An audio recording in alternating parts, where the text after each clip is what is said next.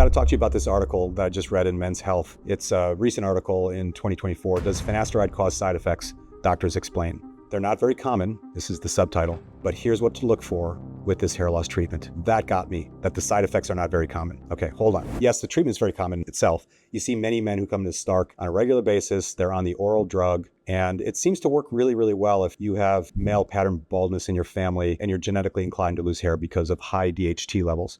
So what's DHT? DHT is dihydrotestosterone. It's an androgen, and it's the type of hormone that plays a role in male traits and reproductive activity, which is to say it makes you a dude, all right? So in its absence, you start to lose some of those traits. In its presence, you gain more of those traits. So DHT, it's a potent derivative of testosterone. It's formed when the enzyme 5-alpha reductase converts testosterone into DHT. It's much more potent than testosterone itself, binding more strongly to the androgen receptors. So mine is very high because I'm on TRT, testosterone replacement therapy.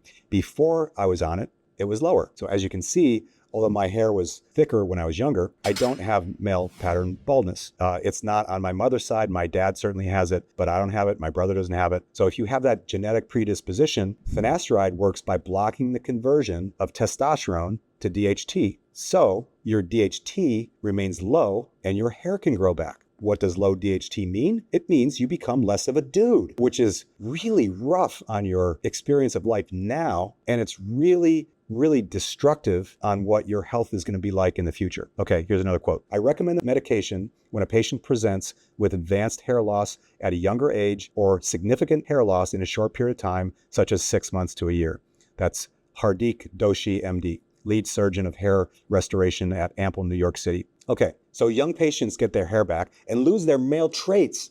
Are you freaking kidding me? And other symptoms of low testosterone, which is potentially anxiety, depression, metabolic syndrome creeping up. They end up with us at Stark wondering what happened to them. They've got a beautiful, glorious head of hair and they have compromised health. So the answer is that the drug is blocking DHT conversion.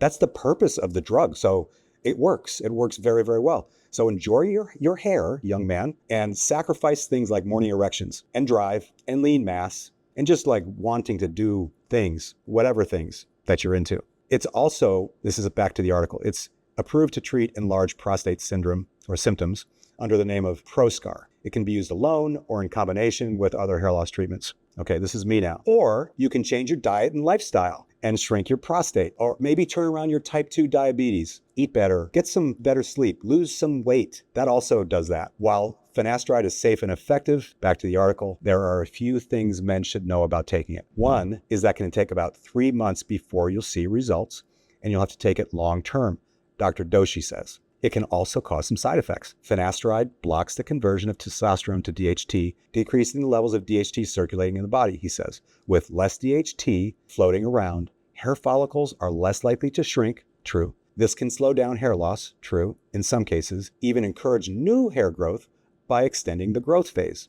All true. I agree, but I know what low levels of DHT feels like. I've been there. I've gone on TRT. I've come off of TRT in a very aggressive way just to see what it's all like. Depression, anxiety, nasty body comp changes, low levels of drive. And the long-term impact of those, like I said, are much, much worse. Metabolic syndrome, diabetes, cognitive disorders like Alzheimer's and dementia down the road. There's also this thing called Post-Finasteride syndrome, irreversible erectile dysfunction. It's just so bad, in my opinion. I mean, maybe that's fine for you guys. You don't need that, an erection. Keep in mind, I'm providing you some context, some perspective. I don't like trading symptoms for chronic disease states. That's just me though. Okay, back to the article. You really take it indefinitely once you start taking finasteride, Dr. Rossi says. The benefit is that if you start taking it at the early signs of hair loss, it can stop any future hair loss and help regrow hair, he adds. Finasteride can bring some side effects, but that's true with any medication.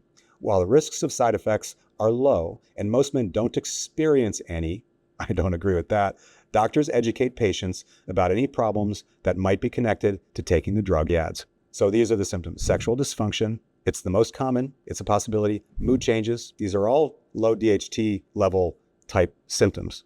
Like anybody with low DHT is likely to have sexual dysfunction and mood changes. Dizziness, breast tissue growth. Remember how DHT creates the dudeness in you? So you can grow breasts.